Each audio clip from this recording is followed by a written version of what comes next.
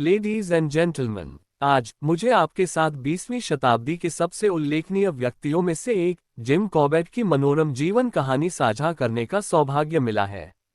एक शिकारी, प्रकृतिवादी और संरक्षणवादी के रूप में प्रसिद्ध, कॉर्बेट के जीवन को जंगल और इसके राजसी निवासियों के संरक्षण के प्रति उनके अटूट समर्पण से परिभाषित किया गया था। जिम कॉर्बेट की आकर्षक जीवनी में तल्लीन होने के साथ मेरे साथ जुड़े। एडवर्ड जेम्स कॉर्बेट का जन्म 25 जुलाई 1875 को नैनीताल, भारत में ब्रिटिश राज की ऊंचाई के दौरान हुआ था। कुमाऊं क्षेत्र के हरे भरे जंगलों और सांस लेने वाले परिदृश्यों के बीच बढ़ते हुए कॉर्बेट ने प्राकृतिक दुनिया के साथ प्रारंभिक आकर्षण विकसित किया। अनगिनत घंटे जंगलों की खोज और वन्य जीवन का अवलोकन करते हुए उन्होंने अपने ट्रैकिंग और शिकार कौशल को निखारा, जो बाद में उनकी अमूल्य संपत्ति बन गया। एक कुशल शिकारी के रूप में कॉर्बेट की ख्याति जल्द ही दूर दूर तक फैल गई। स्थानीय समुदायों ने उनकी फसलों और गांवों को आदमखोर बाघों और तेंदुओं से बचाने में मदद मांगी, जिसने इस क्षेत्र को त्रस्त कर दिया। उन्होंने स्थानीय आबादी की सुरक्षा सुनिश्चित करते हुए खतरनाक शिकारियों के निशानों को कवर करने और उन्हें सफलतापूर्वक समाप्त करने की क्षमता के लिए कालीन साहिब उपनाम अर्जित किया। हालांकि जैसे जैसे कॉर्बेट परिपक्व होते गए, उनके भीतर एक गहरा परिवर्तन हुआ।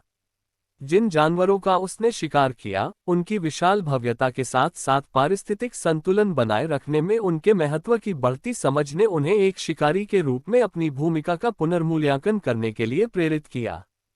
कॉर्बेट ने महसूस किया कि वन्यजीवों को संरक्षित करना केवल समस्याग्रस्त जानवरों को खत्म करने से कहीं अधिक महत्वपूर्ण था। अपने नए दृढ़ विश्वास से प्रेरित होकर कॉर्बेट ने अपना ध्यान संरक्षण पर केंद्रित किया। वह भारत की समृद्ध जैव विविधता और इसे बनाए रखने वाले आवासों के संरक्षण के हिमायती बन गए। 1936 में उन्होंने अपनी पहली पुस्तक the man eaters of Kumaon प्रकाशित की, जिसमें एक शिकारी के रूप में उनके अनुभवों को स्पष्ट रूप से वर्णित किया गया और संरक्षण की आवश्यकता पर प्रकाश डाला गया। 1936 में हेली नेशनल पार्क की स्थापना में महत्वपूर्ण भूमिका निभाने के बाद भारत के वन्य जीवन की रक्षा में कॉर्बेट के अथक प्रयास चरम पर पहुंच गए।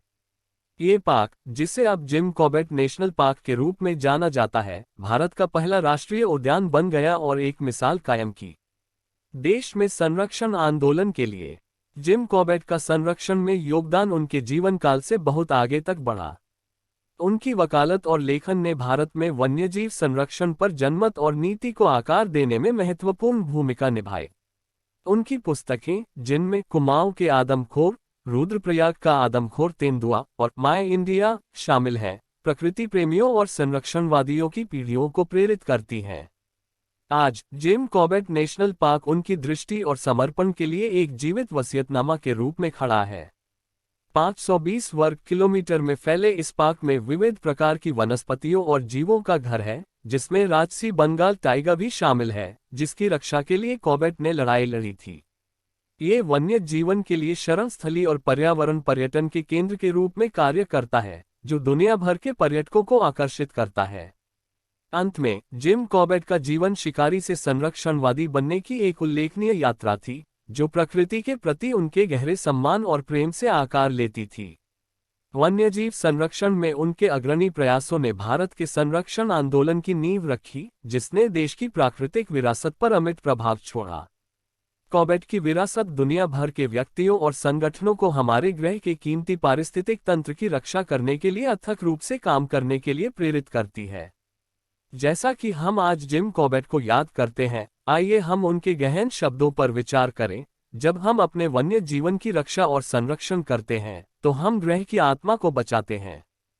हम सभी उनके जीवन से प्रेरणा लें और आने वाली पीढ़ियों के उज्जवल भविष्य को सुरक्षित करने के लिए उनके पदचिन्हों पर चलते हुए जंगल के संरक्षक बनने का प्रयास करें।